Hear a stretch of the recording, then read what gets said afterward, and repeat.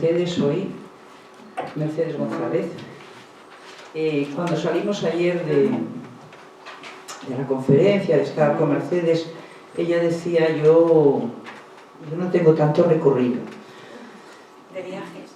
Y claro, hoy lo hemos aclarado, de viajes, porque ella sí está en la otra parte que decía ayer Mercedes que debíamos de estar, en la cooperación, que es en el aquí, en el actuar, en el entorno, en ser agente de movilización y de cambio del entorno. Mercedes es médico de profesión, fue responsable de animación comunitaria de Cáritas y directora de Cáritas Asturias desde el año 2000 al 2003. Fue voluntaria de la Asociación Prisión y Sociedad, con presencia en el módulo de mujeres de la prisión de Villabona. Fue delegada de ayuda en Acción Asturias y presidenta de la Coordinadora Asturiana de UNGD desde febrero de 2010 hasta ayer, hasta marzo. Ahora mismo está como voluntaria en Cáritas de acogida, o sea que su recorrido es de militancia, es un recorrido de compromiso. El título de su conferencia es Mujeres sin recursos, políticas de intervención. Mercedes, cuando quieras. Pues nada, bueno, muchas gracias al Pájaro Azul por haberme llamado y haber contado conmigo para esta charla, para esta presentación, y muchas gracias a vosotras y a vosotros por estar aquí. Bueno, el tema intentaré hacerlo. ¿Se oye? ¿Más alto? ¿Más cerca? Vale. Intentaré, bueno, pues hacerlo llevadero y ameno, aunque bueno, el tema a veces es un poco vistoso, diríamos. También os quiero decir que en cualquier momento, como ayer decía Merche, mi compañera de la estatal, empleamos a lo mejor palabras o cosas que son difícilmente entendibles para gente que está fuera del mundo de la cooperación, y lo hacemos muchas veces sin darnos cuenta. Pues en cualquier momento levantáis la mano, me preguntáis o me decís que estáis en desacuerdo o lo que mejor veáis, ¿no? A mí me pidió Inmaculada, porque una vez la escuchó en otras jornadas que se hicieron en Mieres, yo creo que fue el año pasado, esta misma charla, ¿no? Entonces, es un poco hablar de cuál es la realidad de las mujeres en el mundo, de las mujeres y los hombres, y analizar un poco en qué situación de desigualdad estamos y estábamos, incluso más de lo que estamos ahora, porque algo se avanzó, y también ver un poco qué camino que se ha recorrido para lograr disminuir esa brecha de la desigualdad y qué instrumentos y qué impulsos ha habido durante todos estos años. Hay que empezar, bueno, pues ver un poco en qué contexto y en qué realidad estamos, ¿no? Y recordar que la historia de las mujeres ha estado marcada desde siempre por una negación de derechos. El primer derecho que se nos ha negado muchas veces ha sido incluso el de la palabra. Nunca se escuchó a las mujeres a lo largo de la historia, ni en los púlpitos, ni en las tribunas públicas o en las políticas. Tampoco los docentes o los pedagogos modernos pensaron en las mujeres como sujetos educativos hasta prácticamente el siglo XIX o el siglo XX. Si hablamos de derechos políticos, no hay nada más que pensar que hasta el siglo pasado no han podido votar, y aún existen países en los que no tienen derecho al voto, y ni por supuesto hemos tenido derecho a ser elegidas. Muy pocas han accedido al trabajo remunerado hasta los años 60. El varón, como proveedor universal, ha sido encargado de cobrar el salario familiar. Por el contrario, las mujeres sí han sido designadas para realizar el trabajo gratuito, pues las tareas reproductivas y de cuidados nunca fueron remuneradas ni tampoco realizadas por los varones. El siglo XX, sin embargo, es un siglo clave en la conquista de derechos para las mujeres. Una revolución pacífica, podríamos decir, que ha recorrido este siglo y ha puesto en el centro del escenario histórico la igualdad entre hombres y mujeres. Esta revolución pacífica ha transformado instituciones, ha desmantelado muchos prejuicios que existían y muchas razones opresivas que estaban en la mente y en el imaginario colectivo. Sin embargo, diríamos que esto solamente es la mitad de la historia, pues todavía muchas mujeres en muchas partes del mundo no tienen el estatuto de ciudadana. Para ir dándonos cuenta, la igualdad efectiva entre hombres y mujeres continúa siendo más bien un objetivo que una realidad en todo el mundo. Vivimos en un mundo desigual e injusto en el que hay que hacer frente a relaciones asimétricas de poder que generan variadas formas de desigualdad y que causan vulneración de derechos económicos, sociales y políticos de muchas personas y especialmente de las mujeres. Este pasado de exclusión de derechos ha sido un poco el motor y ha estado en la base de la aparición del feminismo y de la lucha de los movimientos de mujeres como movimiento social, con el objetivo de luchar contra esa negación de derechos y esa exclusión de recursos. Por eso, podemos decir hoy que la historia de las mujeres no es solo una historia de opresión, sino fundamentalmente una historia de luchas y resistencias.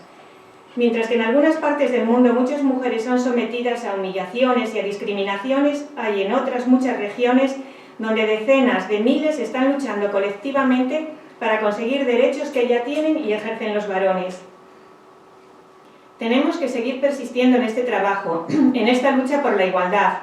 Tenemos que seguir compartiendo aprendizajes y experiencias acumuladas en el camino que ya hemos recorrido, con el objetivo de construir un nuevo modelo de relaciones sociales entre mujeres y hombres, que aporte una mayor calidad de vida para todos y para todas a través de una redistribución social equitativa, compartiendo desde la igualdad los espacios público y privado, las tomas de decisiones, las oportunidades, las responsabilidades familiares, profesionales, políticas, económicas y los recursos. Hay mucho camino recorrido y hay todavía mucho camino por recorrer. ¿Qué entendemos para empezar a definir conceptos por igualdad de género? Bueno, yo os podría decir que hay muchas definiciones y por lo tanto yo voy a decir aquella con la que yo me siento más identificada, ¿no? La igualdad de género supone que los diferentes comportamientos, aspiraciones y necesidades de las mujeres y los hombres se consideren, valoren y promuevan de igual manera. Esto no significa que mujeres y hombres deban de ser iguales, sino que sus derechos, sus responsabilidades y oportunidades no estén condicionados por el sexo con el que han nacido. Yo creo que esa es una buena definición que simplemente nos dice eso, que no tenemos por qué ser iguales, pero sí tenemos que ser iguales en el disfrute de derechos y en el acceso a los recursos. Bueno, pues para ver un poco de qué estamos hablando, porque siempre hablamos de esta situación de desigualdad, yo creo que es bueno hacer lo que se dice un análisis de la realidad. Vamos a visibilizar un poco cuáles son algunas solo de estas situaciones de desigualdad que se viven en el mundo. Entonces, hay que empezar recordando que, y teniendo presente que la discriminación contra las mujeres, yo creo que tiene una característica que la distingue, esa desigualdad, y es que la desigualdad entre los sexos tiene tal grado de naturalización, todo el mundo la tiene tan asumida que se hace cotidiana y se hace invisible. Yo creo que a todas y a todos nos pasa que hay muchas situaciones que a lo mejor si las miramos con esta mirada más crítica, cuando pensamos de una determinada manera, pues nos pueden, molestar, ¿no? Pero sin embargo veréis que hay muchas personas alrededor, muchísimas mujeres en que lo tienen totalmente normalizada, ¿no? Ciertas situaciones que yo entiendo que son de abuso del hombre sobre la mujer, incluso de falta de respeto en las relaciones diarias. Hay mucha gente que las tiene asumidas porque tiene que ser así, porque siempre fue. Y entonces yo creo que eso es un verdadero peligro, ¿no? Y es un verdadero peligro, yo creo también, que sobre todo generaciones jóvenes que preocupan y que se ven mucho en los centros de enseñanza, empiecen a asumir como normal mucho tipo de relaciones que desde luego para nada lo son, ¿no? Entonces, esto hizo necesario que al referirse a las mujeres y a su posición en la sociedad, haya que justificar su inclusión entre los colectivos vulnerables y discriminados, a través de cifras que por su magnitud establecen de manera incuestionable que las mujeres han sido y aún hoy día son en la actualidad expropiadas de los medios básicos para ejercer su autonomía. Sin lugar a dudas, el último siglo ha sido testigo de importantes avances en la condición de las mujeres y en su estatus social, que han sido promovidos y sostenidos por el movimiento de mujeres y el movimiento feminista. Sin embargo, las cifras indican que las transformaciones en el estatus jurídico de las mujeres y su integración en el trabajo remunerado no han generado un verdadero cambio en su posición social. Nos hemos ido incorporando muchas veces a espacios de trabajo, a espacios públicos, pero sin embargo eso no ha cambiado mucho nuestra posición, sobre todo si hablamos del ámbito de lo privado, del ámbito de la familia, donde seguimos teniendo prácticamente casi todas las responsabilidades. Al observar el panorama mundial, nos queda claro que la discriminación contra las mujeres no es exclusiva de los países en vías de desarrollo. Evidentemente, en aquellas sociedades con una mayor vulnerabilidad socioeconómica o una mayor inestabilidad política, estas diferencias aumentan. Es decir, en contextos en que los derechos de toda la población están restringidos, las mujeres, debido a su rol y a su estatus de subordinación, se llevan siempre la peor parte. Sin embargo, ningún país del mundo ha logrado la igualdad entre hombres y mujeres. Incluso los países nórdicos, que tienen las mejores cifras, los mejores índices de inclusión, tienen todavía significativas brechas de género. Estas dificultades para lograr la igualdad derivan, desde luego, de un modelo social androcéntrico que justifica, porque sí, y establece un orden de dominio y de poder de lo masculino y de lo femenino. Y la gente te dice, bueno, pues porque siempre ha sido así. Y es verdad que siempre ha sido así, ¿no? Algunos datos de esta desigualdad son muy evidentes. Se habla siempre de la feminización de la pobreza. Realmente la brecha entre las personas ricas y pobres aumenta, y aumenta cada día. Probablemente estos datos, que son del año pasado, hoy día ya no son actuales, ayer lo vimos. Es cierto que hay muchos países, y eso condiciona mucho la cooperación al desarrollo y la hace estar en un escenario totalmente cambiante. En cuanto a países receptores de ayuda, que ahora ya, bueno, casi son países que están en una renta media, que tienen unas economías, diríamos, emergentes, y que, como ayer se decía, bueno, pues lo que se cree que es en los próximos años, precisamente en muchos países del África subsahariana son los que alcancen un mayor crecimiento. Pero esto lleva unido a unas situaciones, a una brecha de desigualdad tremenda. Si nos fijamos, por ejemplo, en Nigeria, donde hay grandes fortunas, grandes riquezas, sin embargo, un 70% de la población vive en unas condiciones de pobreza extrema. Y esto lo estamos viendo ya también en nuestro país, y lo estamos viendo en muchos países que se consideraban desarrollados. La diferencia entre pobres y ricos cada vez es mucho mayor, ¿no? Se dice que viven en pobreza, aunque ya digo que probablemente hoy día sean más, unos 1.200 millones de seres humanos, y de ellos el 70% son mujeres. Reciben solamente una décima parte de los ingresos mundiales. Y, por ejemplo, un ejemplo muy ilustrativo es que, aunque cultivan el 80% de la tierra, son propietarias de aproximadamente un 1%. Esto no es así porque sí, esto suele ir unido a muchas otras causas, como es todavía la vigencia, como veremos, de leyes que impiden que la mujer sea propietaria o que la mujer herede, y en muchos países en los que las leyes no existen como tal, hay una serie de imposiciones y tradiciones y imposiciones culturales que les hacen prácticamente bueno, pues imposible que puedan acceder a cualquier recurso. Si hablamos de la educación, es verdad que es uno de los llamados objetivos del milenio en el que quizás se ha avanzado más, ¿no? Se ha alcanzado más de esos objetivos previstos. Y es quizás porque, sobre todo en América Latina y el Caribe, es donde se iniciaron las primeras luchas y las primeras reivindicaciones para el acceso de las niñas a la enseñanza. Sin embargo, todavía en países en desarrollo vamos un 10% por debajo de la escolarización de las niñas en cuanto a los países en desarrollo, se cifra en un 85%. Y la brecha de la alfabetización entre hombres y mujeres jóvenes, aunque ha disminuido, se mantiene mucho todavía en Oriente Medio, donde es de un 23% solamente de niñas escolarizadas, y en el norte de África, donde es un 35%.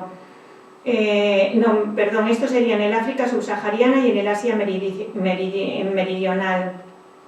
También hay que tener en cuenta que el abandono de las niñas en la etapa secundaria de la educación está, bueno, unida también a otra serie de factores que hacen pues difícil la permanencia de las niñas en el sistema educativo.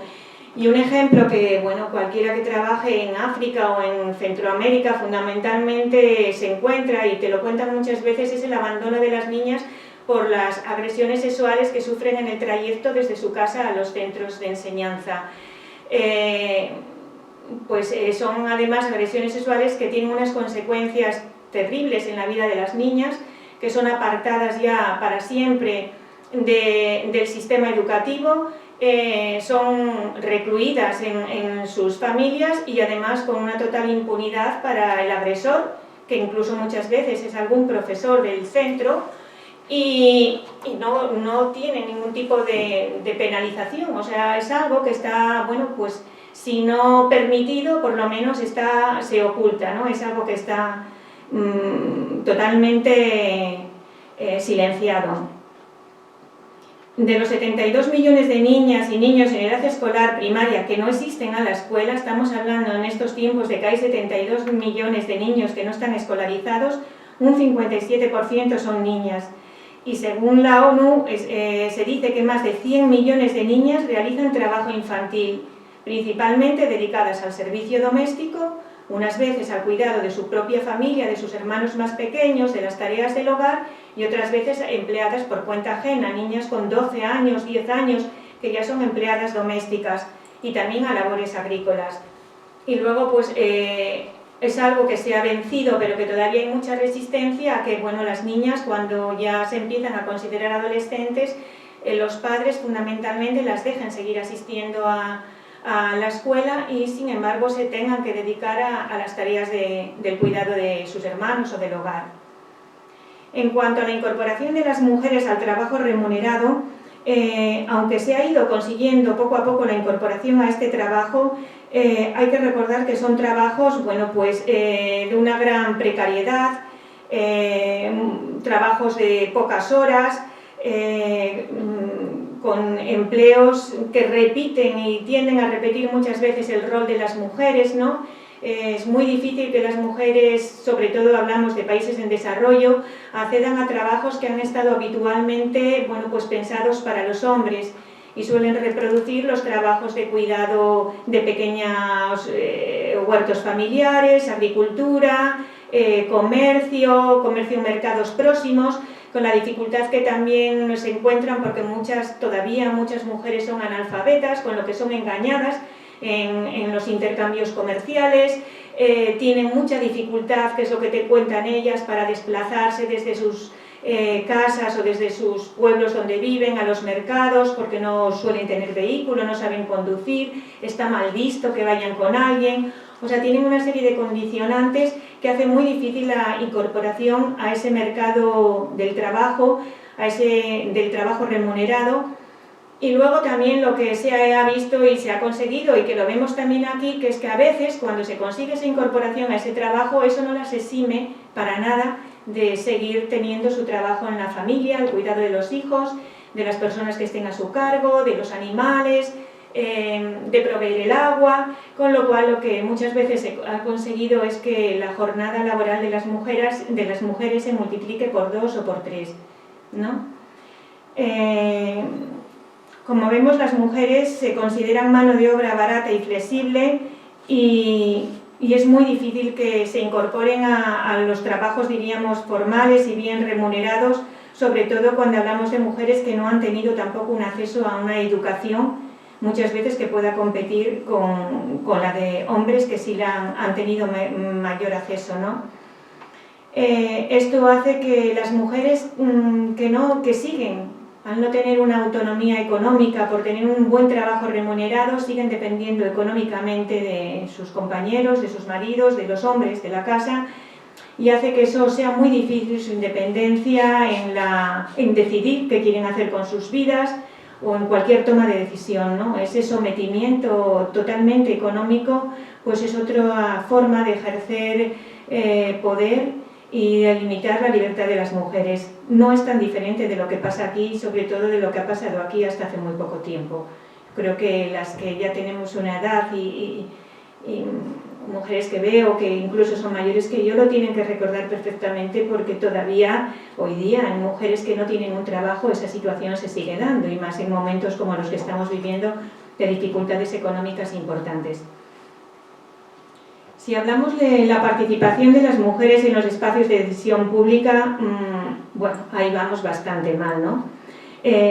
Según el Foro Económico Mundial, en un intervalo donde 1 sería una completa igualdad entre hombres y mujeres y 0 absoluta desigualdad, a escala mundial el índice no alcanza el 0,24, o sea que no llegamos ni a la cuarta parte. Es cierto que existen importantes diferencias entre regiones, pero en general se puede afirmar que el acceso al prestigio y a la valoración social y política se resiste todavía para las mujeres. Bueno, tenemos cifras de la presencia de las mujeres en el Parlamento, pero bueno, no es muy significativo. Yo aquí también, hablando de la paridad, también quiero siempre resaltar algo. Y es que el hecho de ser mujer no garantiza que tú tengas esa visión de igualdad o ese enfoque de género, ¿no? No va unido. Todos y todas podemos pensar en mujeres que han tenido cargos de responsabilidad importantes y sin embargo no han trabajado y han hecho muy poco o no han hecho nada por disminuir esa desigualdad entre hombres y mujeres. Muchas veces hay hombres que tienen esa visión, ¿no?, de igualdad muchísimo más clara que la que puedan tener algunas mujeres. Aunque es cierto que eso se dice aquí, pero la lucha será porque las mujeres estén en espacios de toma de decisiones, porque es muy importante. En el poder legislativo, que también es muy importante, en la presencia de mujeres en espacios de justicia, donde se legislan leyes y se toman decisiones muy importantes, el panorama es poco alentador y los estudios que se han hecho nos dicen que si no se toman medidas de acción positivas, diríamos, transcurrirán al menos entre 20 y 40 años en países desarrollados, hablamos, ¿no? 20 en los desarrollados, 40 en vías de desarrollo, para que la participación de hombres y mujeres en el poder legislativo sea paritaria. Y donde ya está la cosa muchísimo peor es en el ámbito privado. Y en el ámbito privado, el espacio que representan, lo que representan las mujeres en los espacios, diríamos, de altos niveles de dirección, donde se decide, ¿no?, las marchas de las empresas y las formas de actuar, no representan entre aproximadamente un 3 y un 10%. Y a mí esto me recuerda que yo creo que fue ayer todavía en los informativos, donde salían unas imágenes del presidente del gobierno que se había reunido con el círculo de altos empresarios. No había ni una sola mujer, ni una, y eran bastantes, ¿eh? No había ni una sola mujer. Y a mí esto me llama mucho la atención, porque esto pasa por algo. Bueno, pasa mucho porque la mujer, para llegar ahí, y creo que tengo, a ver si tengo aquí, bueno, esta sería una, ¿no?, de la lucha, no sé si la veis, ¿no?, que, bueno, las mujeres luchamos, pero al final el que está arriba casi siempre son ellos, ¿no? Entonces nos vamos conformando. Esto sería, pues, una imagen de una mujer en un puesto de alta dirección, ¿no? O sea, es que es así. Estamos en lo que estamos en el trabajo, pero al mismo tiempo estás pensando, uy, ¿dónde estará el niño? ¿Se habrá puesto malo? O sea, llevamos una dificultad de conciliación, yo creo que realmente muy importante, ¿no? Bueno, esto sería el acceso al poder, que habíamos visto antes, y esta es la que yo os decía un poco de las dificultades de conciliación. ¿Por qué a la mujer le resulta tan difícil llegar a puestos que requieren bueno, pues una dedicación importante, que sería otra cosa que habría que valorar, si esa cantidad y esos horarios de trabajo son buenos ni para los hombres ni para las mujeres, porque al final, y como veremos más adelante en las estrategias que se utilizan o que se deben emplear para favorecer la igualdad, tiene que implicar a los hombres. Tiene que implicar a los hombres en el reparto de las tareas y en el cuidado de los hijos y en el no que te ayudo, sino vamos a hacerlo juntos, ¿no? Y eso requiere, bueno, pues unas medidas de horarios y de conciliaciones y de ver el mundo del trabajo de otra manera. Pero esto es como bueno, como subir al Everest, ¿no?, para una mujer. Y un tema que yo creo que en el que las desigualdades entre hombres y mujeres son muy importantes y además, bueno, tienen una trascendencia tremenda en la vida de las mujeres es el tema de la salud. Cada año hay más de 500.000 de muertes de mujeres durante el embarazo o el parto. La mayor parte de ellas serían totalmente evitables. Este riesgo varía, como es obvio, entre regiones, entre países, incluso dentro de una misma región.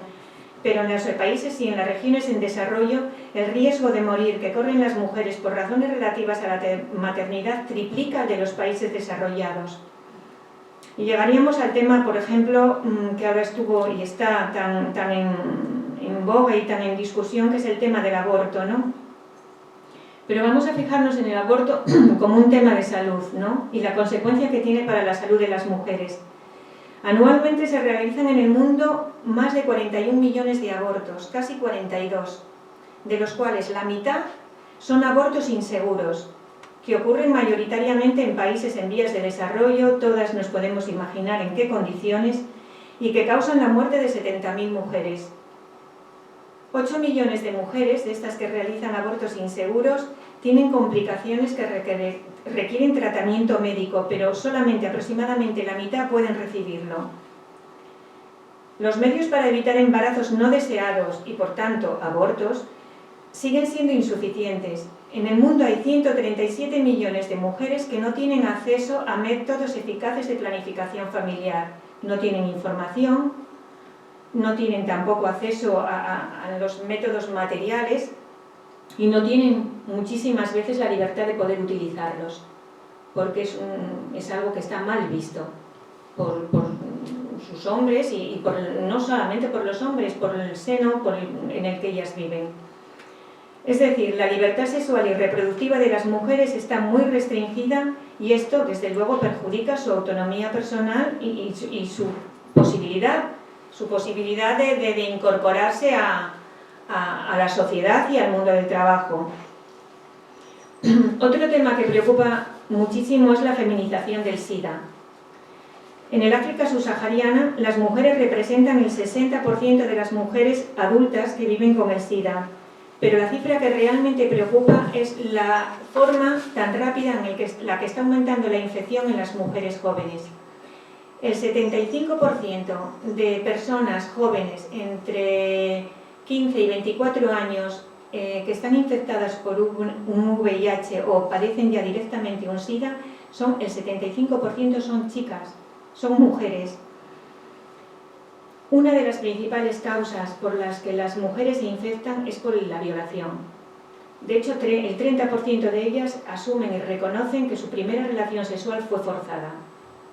No solamente estamos hablando del SIDA, estamos hablando de enfermedades venéreas, enfermedades de transmisión sexual, y hay que pensar no solamente ya desde el punto de vista de la salud, que es tremendo lo que supone para una chica de 15, 20 años ser una portadora de una infección de este tipo, sino el estigma que supone en esas sociedades donde la mujer que está infectada o enferma de SIDA es totalmente apartada y es repudiada y despreciada por su pareja y por su familia. Y eso, volvemos a lo mismo, los agresores sexuales están totalmente impunes.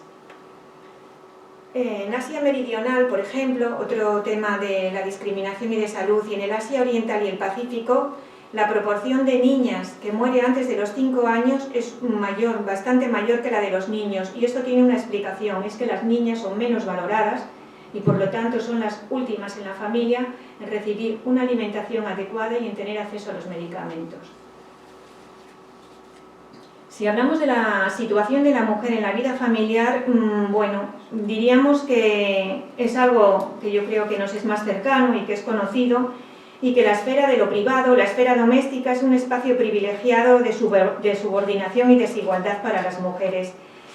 En el tipo de familia que se vive, y aquí ya va habiendo más información, más educación, más posibilidades, más medidas legales, lo vamos viendo de otra manera, pero también se sigue utilizando los afectos y todas las emociones, se manipulan con ellas y se ejercen como poder.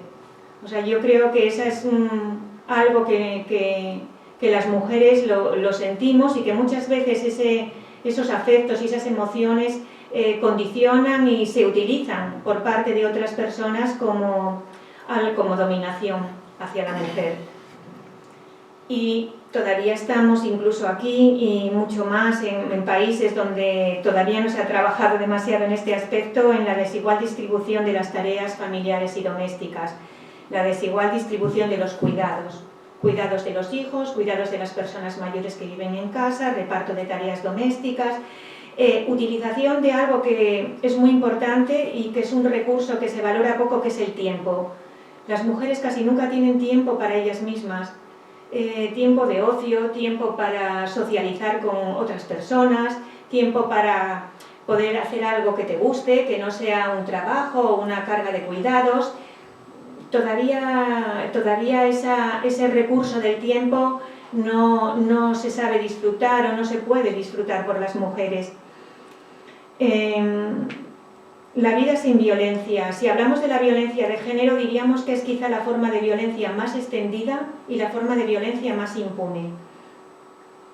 En el mundo existen todavía 44 países con altos niveles de discriminación hacia las mujeres en su acceso a derechos sociales y 13 países que directamente niegan a las mujeres el goce de cualquier derecho económico.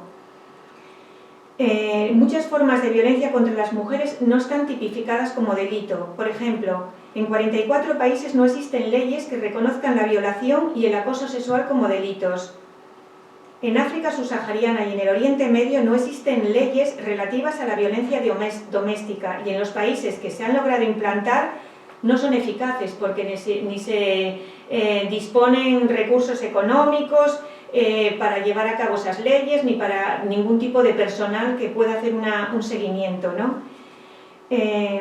Si bien ha habido importantes avances en cuanto a la violencia de pareja, que antes se consideraba como algo del ámbito estrictamente privado y no se podía intervenir ni nunca se podía denunciar, faltan recursos económicos y sobre todo falta voluntad política para que en las agendas públicas nacionales e internacionales la prevención de la violencia contra las mujeres pase por profundas transformaciones para que realmente llegue a desaparecer y haya esa situación de igualdad entre la vida pública y la vida privada.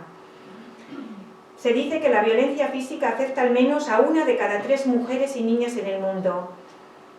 Entonces, a pesar de que la violencia contra las mujeres se ha constituido en un ámbito prioritario en la lucha por la igualdad y que el movimiento de mujeres, el movimiento feminista, logró lo que fue un hito, la tipificación en el derecho internacional de la violencia sexual como crimen en contra de la humanidad, que hasta hace poco no estaba reconocida, también como crimen de guerra y como un elemento del genocidio, no se ha logrado poner fin a la impunidad y las inercias culturales que determinan que no más de 1/3 parte de los casos de violencia sean denunciados y muchas inercias judiciales que condicionan que muy pocas denuncias sean tramitadas y llegan a los tribunales. Bueno, hemos pintado un panorama, la verdad, un poco así como diciendo, uff, qué mal está la cosa, ¿no? Pero bueno, entonces ahora vamos a ver, al darse cuenta de esta realidad y que algo había que hacer, pues empezó, vuelvo a decir porque lo quiero reconocer, al movimiento feminista que tuvo muchas veces muchos detractores, quizá por desconocimiento, tuvo un papel importantísimo y una lucha intensísima y a él se le deben, junto con movimientos de mujeres que no necesariamente estaban reconocidas como feministas, pero que se unieron en la lucha y todas iban a lo mismo, hicieron grandes pasos hacia la igualdad. Podríamos decir que dieron el impulso necesario para que realmente en las agendas de los gobiernos empezase a hablarse de esta situación.